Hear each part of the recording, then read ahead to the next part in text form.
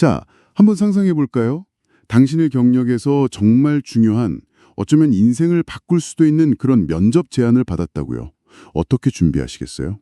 아마 가장 좋은 옷 꺼내 입고 구두도 닦고 예상 질문에 대한 답변 수십 번씩 연습하면서 나를 어떻게 가장 잘 보여줄까 엄청 고민하겠죠. 그렇죠. 바로 그 정상을요, 조금은 건조하게 들릴 수 있는 건설 클레임이라는 분야에 똑같이 적용한다고 한번 생각해 보세요.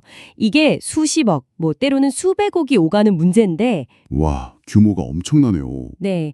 근데 참 이상하게도 많은 사람들이 그 중요한 면접 준비만큼의 공을 들이지는 않는 것 같아요. 그래서 오늘 저희가 당신이 보내주신 자료, 바로 앤디 휴잇의 저서에서 발췌한 내용들을 가지고 한번 깊이 파고들어 보려고 합니다. 잘 쓴 클레임이라는 게 그냥 법률 용어 나열하는 게 아니라는 거죠. 전혀 아니죠. 오히려 심리학, 그리고 설득의 기술에 훨씬 더 가깝습니다. 이번 시간의 목표는 결국 자신의 주장을 어떻게 판매할 것인가, 그 기술을 이해하는 거네요. 바로 그겁니다. 자, 그럼 이 자료의 첫 부분부터 한번 보죠. 저자가 수년간 클레임을 검토하면서 느꼈던 좌절감부터 이야기하는데 저 이거 진짜 공감되더라고요. 어떤 부분이었나요? 막 아무렇게나 서류를 모아서 던져주듯이 귀퉁이가 다 달아빠진 서류 뭉치를 받아서 이걸 받은 사람이 알아서 논리를 찾아내고 결론까지 내리게 만드는 그런 경우들요. 아, 최악이죠. 이건 설득하려는 사람이 오히려 상대방을 귀찮게 만드는 가장 확실한 방법 아닌가요? 맞아요. 바로 거기서 인간 본성에 대한 아주 중요한 지적이 나옵니다. 자료에서도 딱 짚어서 말하잖아요.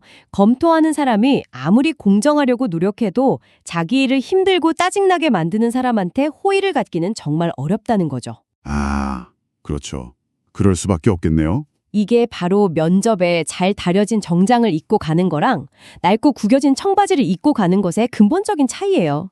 당신은 단순히 사실만 전달하는 게 아니거든요. 사실만 전달하는 게 아니다. 네, 그 사실을 받아들여야 하는 검토자의 경험 전체를 관리하고 있는 거예요. 경험을 관리한다. 이 표현이 정말 와닿네요. 특히 건설 클레임 같은 분야에서는 이게 더 중요할 것 같아요. 이게 그냥 단순한 분쟁이 아니잖아요. 수개월 혹은 수년에 걸쳐서 수십 혹은 수백 개의 사건들이. 맞아요. 날씨 문제, 설계 변경, 하청업체 이슈, 이게 다 복잡하게 얽혀 있죠. 근데 그걸 엉망으로 정리해서 준다? 그건 검토하는 사람한테 탐정이 되라고 강요하는 거나 마찬가지예요. 이 서류 더미 속에서 당신이 하고 싶은 말의 조각들을 직접 찾아내서 맞춰보라는 거죠. 솔직히 누가 그런 일을 하고 싶겠어요? 아무도 없겠죠. 반면에 잘 쓰인 클레임은 복잡하게 얽힌 사건들 속을 헤쳐나갈 수 있는 아주 명확한 지도를 건네주는 것과 같아요. 검토자가 당신의 논리를 따라오게 만드는 게 아니라 그냥 편안하게, 자연스럽게 당신의 결론에 도달하도록 안내하는 거죠. 심지어 자료에서는 자신을 판매한다는 표현까지 쓰잖아요. 저는 이 표현이 정말 강력하다고 느꼈어요. 그렇죠. 우리가 물건 살 때도 친절하고 박식한 판매원한테는 기분 좋게 지갑을 열지만 무례한 판매원한테서는 꼭 사야 하는 물건도 마지못해 사게 되잖아요. 결국 클레임 서류가 당신의 첫인상을 결정하는 그 판매원인 셈이네요. 맞습니다. 그리고 이 모든 소통이 얼굴도 안 보고 오직 인쇄된 글자로만 이루어지잖아요. 아, 그것도 그러네요. 그래서 그 유대감이나 공감을 만들려면 훨씬 더 많은 노력이 필요해요. 그러니까 잘 정리되고 읽기 쉬운 문서는 그냥 예의를 차리는 수준이 아닌 거예요. 그건 검토자가 당신의 주장에 더 쉽게 예스라고 말하게 만드는 아주 치밀하게 계산된 전략적인 움직임인 거죠. 알겠습니다. 그럼 그렇게 설득력 있는 문선을 만들기 전에, 그러니까 키보드에 손을 올리기도 전에 먼저 해야 할 일이 있다고 자료에서 강조하는데요. 네, 게임 계획을 세우는 단계죠. 맞아요. 전략, 단순히 우리한테 이런 일이 있었으니 돈 주세요가 아니라 애초에 이 클레임을 밀고 나가는 게 과연 합리적인 선택인지 이걸 먼저 냉정하게 따져봐야 한다는 거죠. 그렇죠. 이건 감정적으로 대응할 문제가 전혀 아니에요. 몇 가지 핵심 질문을 스스로한테 던져봐야 합니다. 자료에서도 명확히 짚어주듯이 첫째, 이걸 제대로 준비하는 데 들어가는 시간과 비용, 그 노력이 우리가 얻을 잠재적 보상보다 가치가 있는가? 비용 대비 효과를 따져보는 거군요. 그리고 둘째, 그래서 성공할 가능성은 현실적으로 얼마나 되는가? 이걸 아주 냉철한 비즈니스 관점에서 판단해야 한다는 거예요. 어설프게 준비해서 실패하느니 아예 시작 안 하는 게 나을 수도 있으니까요. 그리고 여기서 진짜 흥미로운 지점이 나와요. 클레임을 어떻게 제시할 것인가에 대한 구체적인 전략인데요. 저자가 두 가지 상반된 접근법을 언급하더라고요. 네, 하나는 최대한 부풀리는 거고. 맞아요. 협상 여지를 확보하려고 모든 이슈를 막 극대화하는 방식. 그리고 다른 하나는 청구 금액은 좀 낮더라도 상대방의 반박을 거의 못할 정도로 철벽 방어 수준의 논리를 세우는 방식. 아주 높은 금액을 먼저 딱 던져서 상대방의 기대치를 그 근처에 묶어두려는 거죠. 아, 경험 없는 검토자를 만나면 이게 먹힐 수도 있겠네요. 그렇죠. 하지만 단점도 명확해요. 전문가가 딱 보면 근거가 빈약한 주장들이 섞여 있으니까 클레임 전체의 신뢰도가 뚝 떨어질 위험이 아주 크죠.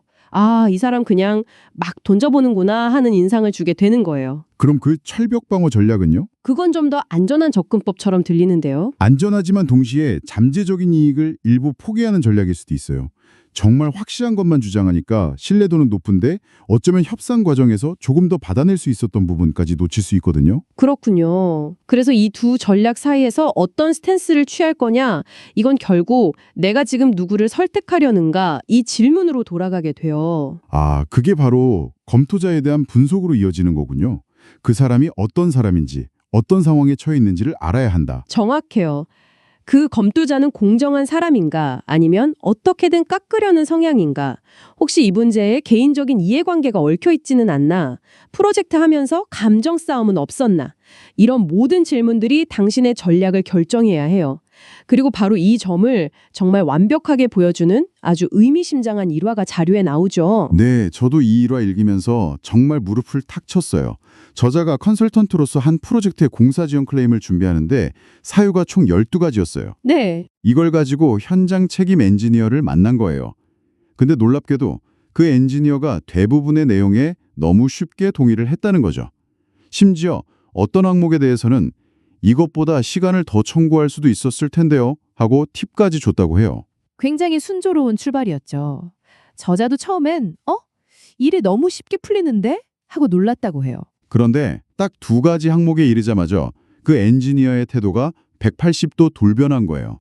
얼굴이 굳어지면서 이 두 건에 대해서는 계약자가 권리가 전혀 없습니다. 라고 아주 격렬하게 반박을 했다는 거죠. 바로 그 순간 네, 저자가 아하 하고 모든 상황을 깨달았다고 하잖아요. 마치 퍼즐 조각이 꽉 맞춰지는 것처럼요. 그가 깨달은 건 이거였어요. 순순히 인정해준 10개 항목은 전부 발주처 책임이거나 제3의 외부 요인 때문이었어요.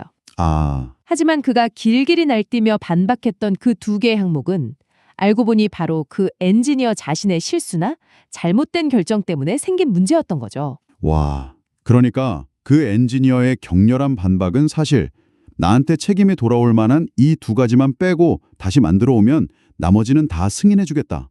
이런 무언의 메시지, 암묵적인 거래 제안이었던 거네요. 바로 그거죠. 결코 프로페셔널하다고는 할 수 없지만 이건 클레임이라는 게 무슨 진공 상태에서 평가받는 순수한 논리 게임이 아니라는 걸 보여주는 완벽한 사례예요. 인간이 평가하는 거고 그 인간은 자신의 평판, 경력, 상사와의 관계 같은 다양한 개인적인 압박에 둘러싸여 있거든요. 그 숨겨진 동기를 간파한 거네요. 그렇죠. 그래서 결국 그의 암묵적인 제안을 받아들여서 원하던 결과를 얻어냈죠. 이 일화의 교훈은 명확해요. 사건의 사실관계만큼이나 어쩌면 그 이상으로 그 결정을 내릴 사람 입장에서 예스라고 말하기 쉽게 만들어주는 것. 그게 설득의 본질이라는 겁니다. 그 엔지니어 이야기가 정말 많은 걸 생각하게 하네요. 만약에 프로젝트의 처음부터 끝까지 깊이 관여했던 내부 담당자였다면 과연 그런 미묘한 동기를 알아차릴 수 있었을까요? 아마 그 엔지니어랑 매일 부딪히면서 감정적으로 얽혀 있었다면 쉽지 않았을 것 같은데요? 맞아요. 바로 그게. 이게 바로 자료의 다음 핵심 포인트, 외부인을 투입하는 것의 가치로 자연스럽게 연결되는 것 같아요. 네, 맞습니다. 저자는 프로젝트 담당자들이 종종 전투의 열기 속에 너무 깊이 파묻혀 있다고 주장해요. 매일 그 프로젝트와 함께 살고 숨쉬니까요. 그러다 보면 객관성을 잃기 쉽고 개인적인 감정이나 인간관계가 합리적인 판단을 흐리게 만들 수 있다는 거죠. 근데 잠깐만요. 반대로 생각하면 외부인을 데려오는 게 오히려 단점이 될 수도 있지 않을까요? 프로젝트 팀원들은 굴러온 돌이라며 반감을 가질 수도 있고 또 그 컨설턴트는 현장의 깊은 맥락을 놓칠 수도 있잖아요. 아주 좋은 지적이에요. 실제로 그런 위험이 존재하죠. 그래서 외부 컨설턴트의 역할이 중요해요. 그들은 프로젝트 팀과 적대적인 관계가 아니라 그들의 지식과 경험을 존중하면서 협력해야 합니다. 외부인의 진짜 가치는 한 걸음 물러서서 더 냉정하고 객관적인 시각을 제공하는 데 있거든요. 감정의 층을 걷어내는 역할이군요. 네, 개인적인 갈등을 걷어내고 오직 문제의 핵심 사실과 계약상의 권리, 그리고 앞서 말한 그 엔지니어 사례처럼 상대방의 숨겨진 동기까지 꿰뚫어 볼 수 있는 거죠. 현실적인 측면도 있더라고요.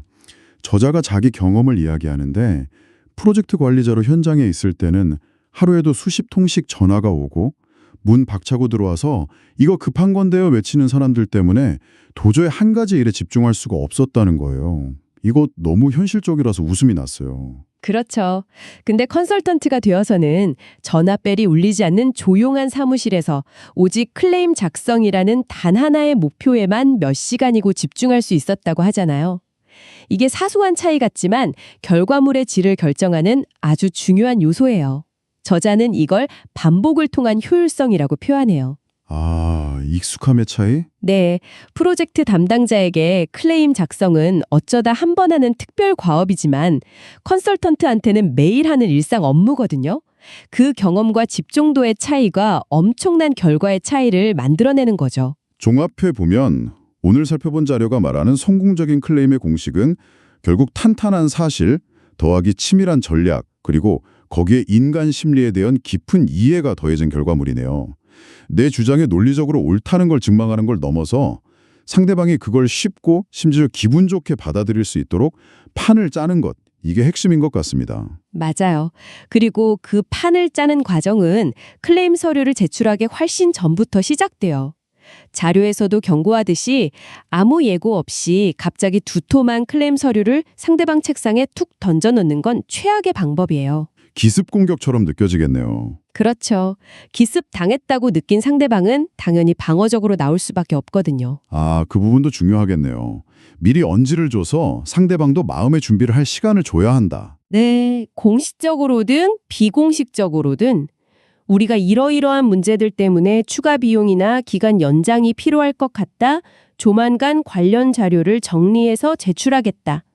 이렇게 미리 소통하는 거예요. 그러면 상대방도 내구적으로 보고하고 대비할 시간을 벌 수 있어요. 이건 상대를 공격하는 게 아니라 함께 문제를 해결하자는 신호를 보내는 아주 중요한 설득의 과정인 거죠. 모든 과정이 설득의 연속인 셈이에요. 오늘 이 자료에 대한 저희의 분석을 마무리하면서 당신이 스스로 곱씹어볼 만한 질문 하나를 남겨드리고 싶네요. 이 책은 공식적인 계약 관계, 특히 건설 클레임에 초점을 맞추고 있어요. 하지만 이걸 당신의 직장 생활에 한번 적용해 보는 건 어떨까요? 예를 들어 팀에 더 많은 예산이나 인력을 요청해야 할 때, 혹은 승진이나 새로운 프로젝트 방향을 제안해야 할 때 말이에요. 당신은 얼마나 자주 그 요청의 논리 자체에만 집중하고 그 요청을 검토할 검토자, 즉 당신의 상사나 의사결정권자의 입장은 잊어버리나요? 당신이 설득하려는 그 사람은 지금 어떤 압박을 받고 있고 개인적으로 무엇을 중요하게 생각하며 어떻게 당신의 클레임을 제시해야 그가 가장 쉽게 그리고 기꺼이 예스라고 말할 수 있을까요?